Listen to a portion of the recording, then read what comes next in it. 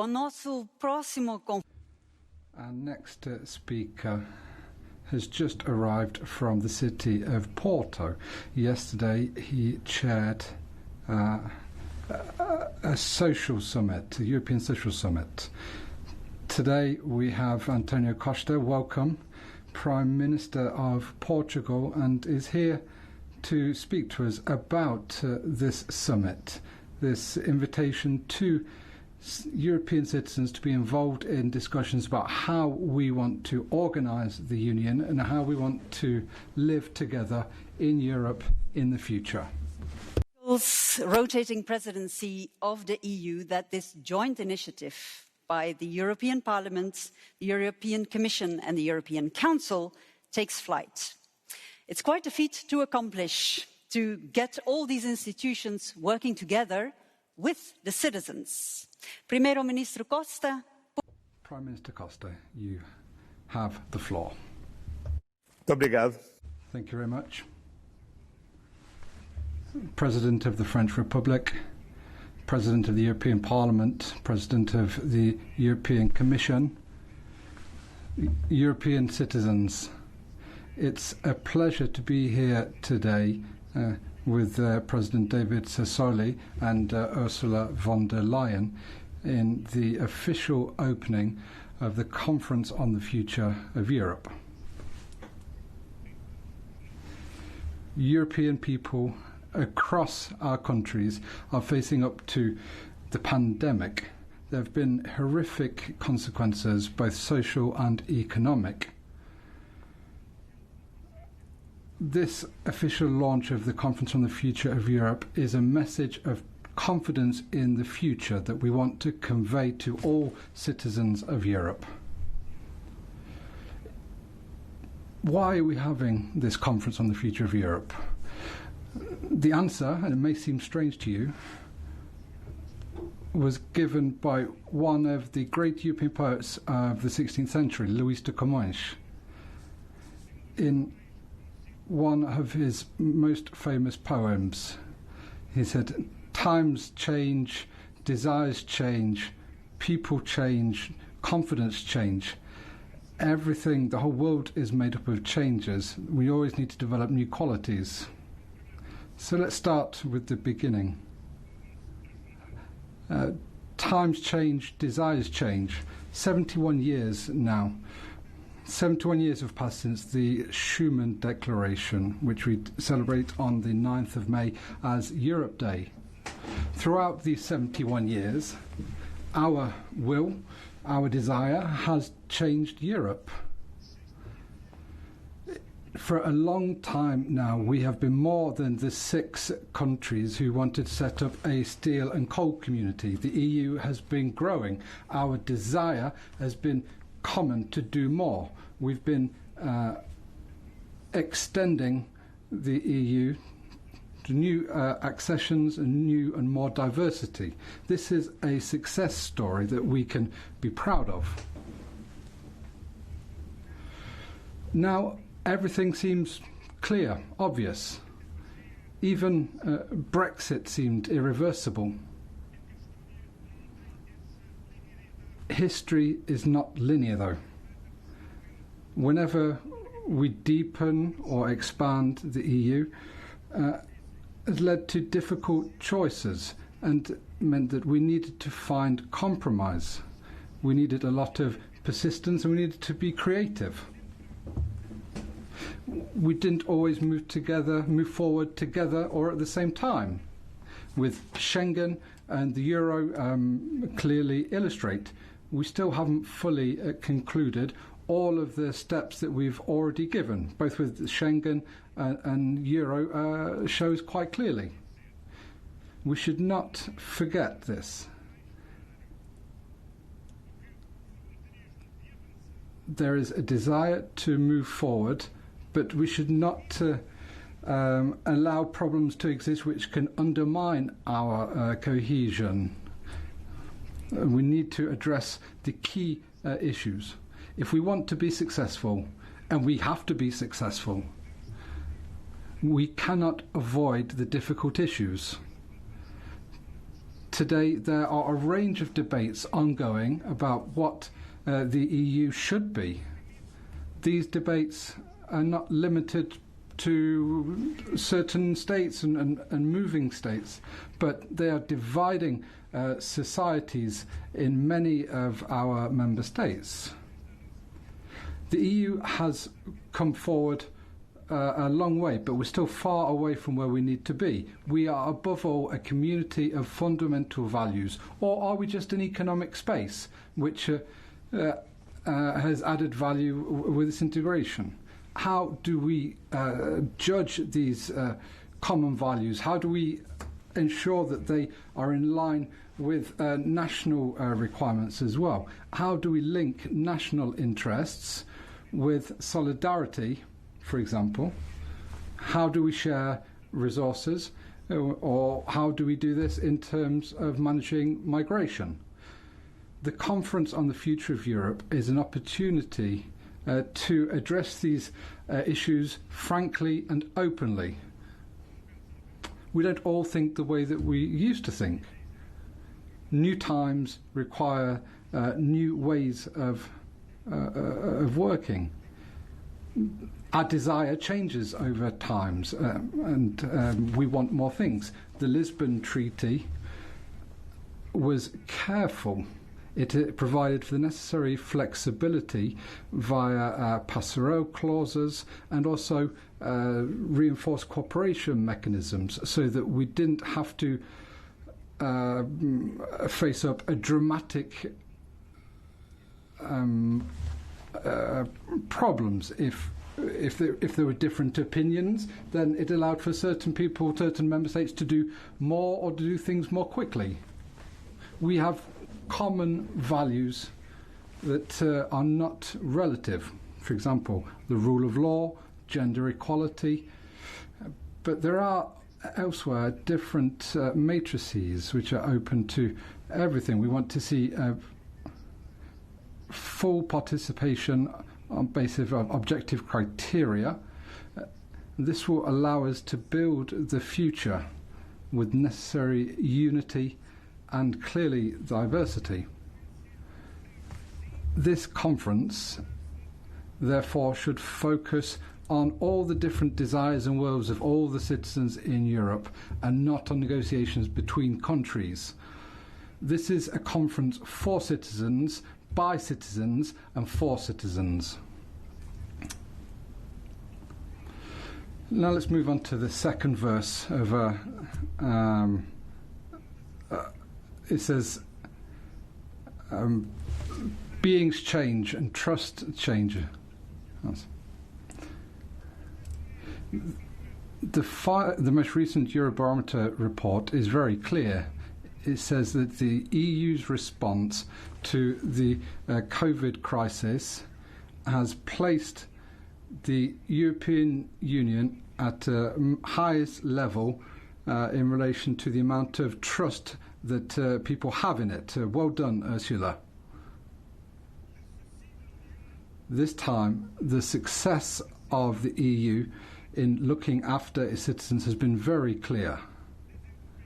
We have seen the Europeans did not feel abandoned. They were all considered as equal. We can draw conclusions from this. Firstly, European citizens recognise the added value of EU action. Secondly, we can say that European citizens want the EU to focus their efforts on a direct response to specific problems that citizens face. Over the past 10 years, a huge number of major topics are continually quoted as sources of concern. Defence of freedom against the terrorist threat, the economic and social situation, and climate change. Migration as well is an issue that is of concern to people. It is not surprising, therefore, that over the past 12 months, health has also come a major concern for Europe's citizens. Another very important point, 9 out of 10 Europeans want a social Europe. If we want Europe to have a future, then Europe needs to build on its strengths. It needs to build on the strength of its citizenry. We need more than just certain parts. We need to ensure vast citizen participation. This is a key point. The Conference on the Future of Europe should focus on the women and men of Europe. What is troubling these people? What is making them dream? This should not be an exercise which is based in Brussels. It should be member states, regions, municipalities. All local and regional authorities should be involved in promoting the citizen dialogue in a decentralised manner. We need to think of future generations. We should not think of future meetings or the next top jobs or the next treaty. Europe will have no future if our young generations do not have a future in Europe. The very high youth unemployment rate, segmented labour market, the difficulties for access to housing are creating obstacles for the future of our young generation. The largest threat to the future of Europe and to the prosperity of Europe is the ageing population. Those people who think that immigrants are a threat for a demographic balance are wrong. The demographic threat that we face today is our incapacity to guarantee for young people the possibility of being free to decide what they want to do with their lives. Now let me go back to Louis de Comminges, the poet. The third verse of his poem is made of change. The European Union is not alone in the world and must not isolate itself. On the contrary, the EU must change to keep pace with the world. The strategic autonomy that we must pursue must be the autonomy of a Europe open to the world, diversifying our partners, defending multilateralism, standing up for our values and our standards. We must therefore take the lead in the major causes of humanity in our century. If Europe wants to be global, it cannot be confined to its continental dimension. The Portuguese presidency will propose that we work within the European Union on a global agenda for the oceans 2050. The oceans are a common heritage of humanity. The oceans are the most important climate regulator. The oceans need urgent protection, and the oceans are an immense source of biodiversity and resources.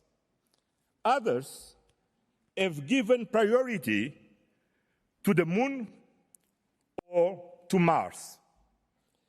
But Europe must embrace oceans as a cause and our great mission for the next decade.